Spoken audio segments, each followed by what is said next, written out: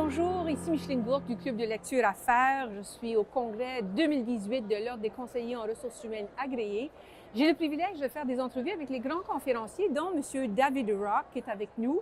On va s'entretenir avec lui dans quelques instants. Le Congrès a pour thème se provoquer pour changer. J'espère que nos échanges vont vous permettre d'enclencher ce processus de transformation. Thank you so much, Dr. Rock, for being with us and spending a few minutes with us to talk about some of your books, your most recent book, Your Brain at Work. Before I do that, some of the people who will be listening in might not know who you are, so I'm just going to go over some of your biographical data, Sure. okay? So you're one of the thought leaders in the area of human performance coaching, and since the mid-90s, you have been able to train over 10,000 executives and coach. This is so amazing, in 64 countries. Uh-huh. How do you manage to keep a stable life with all of that travel? I try not to travel too much these all days, right. yes. You're a guest lecturer in many universities around the world. You're also author of several books, which we'll be discussing. You're also much more public now than ever with your publications in some mainstream media, such as the Harvard Business Review, the Fortune magazine, Psychology Today, and the Huffington Post. Do you enjoy writing? I do enjoy writing. Actually, I miss it a bit. I have a team of writers now, and Okay. we're all writing, and we're outputting a lot of thinking, and sometimes I'm doing more editing than writing, but I really like to sit down in the morning and have quiet and just kind of let my brain have insights and start writing. It's a very relaxing thing when I have time. Yeah. Okay. Are you planning maybe another book anytime soon? You know, my last line, book, growth your, set? your Brain at Work was such a big book, such Yeah. a big idea. It was 5 years Yeah. of work, very hard work for 5 years. So I'm not quite ready. I'm close Okay. to another book, but yeah, I'm thinking about it You're still. using the word growth mindset a lot. Yeah, I am thinking about growth mindset a lot and working on growth mindset a lot. And I think it's a very important concept. And we've been teaching it to, probably millions of people at many, many companies.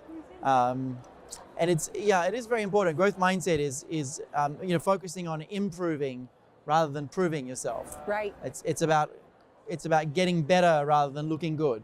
Okay. And it's continual improvement. Excellent. Obviously, one of the things you're most well known for is you coined the term neuroleadership, and you're the co-founder of the Neuroleadership Institute, which is based in New York, I gather. Looking at all the things that you've accomplished, and we've not mentioned half of those, I'd just like to ask you, what gives you the biggest thrill, and what are you most proud of? I mean, you're a world thought leader now in your leadership and performance. I like creating positive change. Okay. I didn't set out to do this, but we sometimes start movements. Right. Right. And we started a movement to do performance management without ratings, without just like giving people a number, and instead having conversations. And I'm really proud of that movement. It's helped millions of people have better conversations with their manager. Right. Which has a big impact on life, the quality of life. We're starting movements around diversity and inclusion now, where instead of trying to be less biased yourself, we're starting a movement of teaching people that you need others to be less biased. You can't actually be less biased on your own, right? You actually need other people, and starting a different way of thinking about bias. We're very proud of that movement. Those are some of the big things. Because when I was reading up about you, I had read your book. We did a panel with the book club a few years actually, with Roxane Vizina, who has studied at your institute, and it's an amazing work that you done. I felt that you were sort of carrying a pilgrim stick with you in terms of getting people to understand some basic stuff about how the brain functions. Yes. And do you feel like that sometimes that you are carrying a pilgrim stick, or are you more of a trailblazer? And I don't know if you see the difference for me, but I do see that you're on a mission of some sort. Yeah, it's incredibly helpful to have language for how your brain works. It makes you much more resilient, much more thoughtful, much less reactive. It's incredibly helpful. It improves the quality of life. And if you're a leader, it improves the quality of your leadership tremendously. Excellent. And so I'm very passionate about leaders understanding humans better. And most leaders are very rational, very scientifically minded. So if it's much easier to teach leaders about humans if you're talking about the brain. Oh, interesting. And so I'm passionate about creating, more self-awareness and social awareness, human awareness in leaders everywhere. And the brain is a very, very good way of doing that. Okay. I would imagine that you've had this question many times, but how much has neuroscience changed your own life? So many ways. I mean, I see the world differently every day, but every hour of every day. I see the world differently. And it's hard to remember how I used to see it, but I'm able to notice my own brain doing things in real time.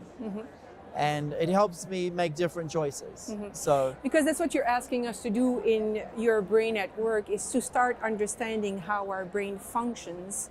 But that's sort of easier said than done. I mean, it's easy to understand, yes, we have a brain, but really to grasp that we have ways of working with our brain. And I think that's the main message of your book, if I'm correct. Yeah, it's understanding your brain, but it's also paying attention to what your brain is doing and observing it in real time. Right. And it's similar to mindfulness in a way, that you're observing and sometimes switching your attention.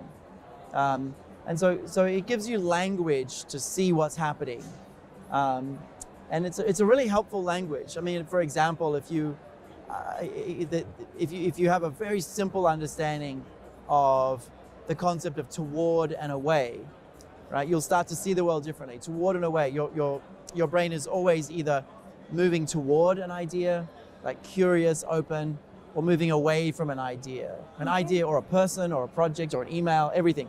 We're always either toward or away. Okay. Excuse me. And when you start to notice that distinction, all sorts of information becomes clearer. You'll be celebrating the 10th year anniversary of this book. That's right. That's really amazing for a business book to still be selling like hotcakes, like we're seeing here. But I think it's because of the quality of the book. I mean, this book has a very long lifespan ahead of it because you've structured it so that we understand things by using a very basic tool of making us believe into the theater, or living into scenes of everyday life, and seeing how, when we're not optimal, and then how we could be if we knew how our brain functioned. And I think that's a great, it's a great way of creating a book that will last. It actually follows the principles of how the brain works best, Exactly. ironically. Exactly. You're seeing things one way and then seeing them another way, with theory in between. And I'm very impatient as a reader. And when I was writing the book, I kept getting bored writing it and reading it. And I was like, I wanted to write it in a way that really helps people see the difference that understanding the brain made. And so we literally created a scene of like, what happens if you don't understand the brain, and then what happens if you do understand the brain, and then the scenes build into a whole day, and you can see the divergence, the difference. And also very easy life situations, professional situations, personal situations that anybody can understand, and that's a very high value for your book as well. Is your book, is it important for everybody to understand how the brain functions, or are you mostly speaking to people who want to become high performers? Is this something we should be teaching in schools? Is it something that everybody should know? Absolutely. It's a crime. It's a crime that everyone is not learning just some of the basics about how best to communicate so that other people can process your ideas. Right. It's a crime. We should be teaching that. We should have simple explanation for how the brain processes information. We should be teaching about emotions and how the brain processes emotions. We should be teaching about insight and how to have more insights, because they're so important. Right. A lot of the basic ideas everyone should know. Okay. Absolutely. Are you seeing a progression in terms of how how more people are getting to understand this science of neuroscience or neuro leadership? Yeah. Are you seeing a progression? Absolutely. Yeah, absolutely. 4,500 companies are following our work closely. 4,500 companies that we looked at last time. And about a third of the Fortune 100 we're working with closely. About 30% now of the Fortune 100. So we can easily imagine that in 10 years, talking about how the brain works is going to be something that's going to be settled in large organizations and the like. Your book is really, as I said, really well written, easy to read. It's filled with great tips, great ideas to be able to come either to work smarter or eliminate distractions and regain your focus. That's actually the part of your title. Each chapter is accompanied with little surprises, things that we discover about the brain, and also things that we can do in everyday life to better use and understand how brain works. I thought maybe we could share some of those tips. I know one of the tips that really is hard for me to put into action is not looking at my emails first thing in the morning. I don't know if you'd like to share a couple of tips that everybody could start using to better understand how the works. Very, very simple. I mean, we have limited resource to make decisions. Right. And this resource tires as you use it, right? So we're very fresh in the morning, and then we get less and less effective. And if I'm meeting with a CEO, I want to meet them in the morning. If I'm meeting a CEO after lunch or the afternoon, it's not a very good conversation, right? But there are three types of thinking. There's level 1 thinking is shallow, like deleting emails, right? Okay. Level 2 thinking is maybe scheduling a meeting, and level 3 thinking is like writing a plan. Right. And so what happens is we tend to like start our day and do all the level 1 thinking, and then the level 2 thinking. Yep. And then with what's left, we do our work. Yeah. And we have it back to front. Don't look at your emails. Don't do any scheduling. Just go straight to the difficult things that you need to do. Do those things first, right? And then everything else second. So creative work first, emails second, and other stuff third. So it's a different way of thinking. The book also points out to how social our brain is. And you've developed the SCARF model, which I think is very interesting because it enables us to explain the animal nature of the brain with the threat and the reward concept. I don't know if just a few minutes to describe the SCARF model and how we should understand the different role in the social aspect of things. So I mentioned toward and away before. Yeah. So you're going toward reward or away from threat. Right. So the brain is organized to minimize threat, maximize reward, right? Toward and away. SCARF describes the 5 things that the brain most obsesses about, in particular avoiding threat. So SCARF stands for status, certainty, autonomy, relatedness, and fairness.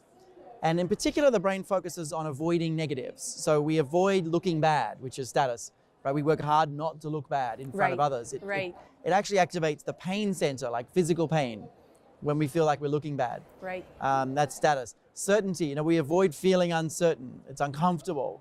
It's painful to feel uncertain. People like things to be clear. That's right. And the cell phones, the mobile phones are certainty devices. They give us certainty. Right. So it gives us the reward of knowing the traffic, knowing the weather, knowing where people are. What time is it, and if my alarm will ring. It's a little bit of certainty, right?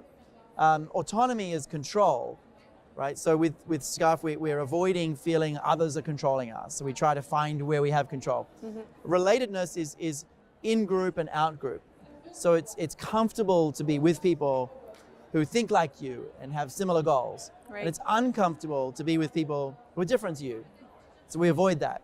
And then F is fairness, right? Fairness. So are you being treated fairly? And what's happening is the brain is trying to avoid the SCARF negatives and trying to optimize the SCARF positive all the time. And if you have this language, you start to see the world very differently. You start to see why people are doing what they're doing. They're avoiding a status threat. And I would imagine that when people start working and understanding in those terms, that you can talk to each other. Oh, that's your brain working here. And I think that's the concept that we need to understand, is that we can work with our brain. That the brain doesn't have to be is not an abstract object that we cannot have any control over. We can understand it for starting. Yeah, absolutely. Okay. Look, I'm not going to take too much more of your time. I'd like to thank you for spending time with us. How is it possible for people to reach out to you and your organization? Do you have a website or? Yeah, absolutely. We have a blog called Your Brain at Work, Okay. Which is the title of the book, where there's a lot of articles and reading. If you look up Your Brain at Work, you'll see that. My Okay. main website is neuroleadership.com. All right. So neuro, N-E-U-R-O, leadership.com, and you'll see lots and lots of research there and tools and education for individuals and organizations as well. We wish you continued success. Thank you very Continue much. on your trailblazer path and enjoy the Congress convention. Thank you very much. Thanks Thank for you the so interview. much.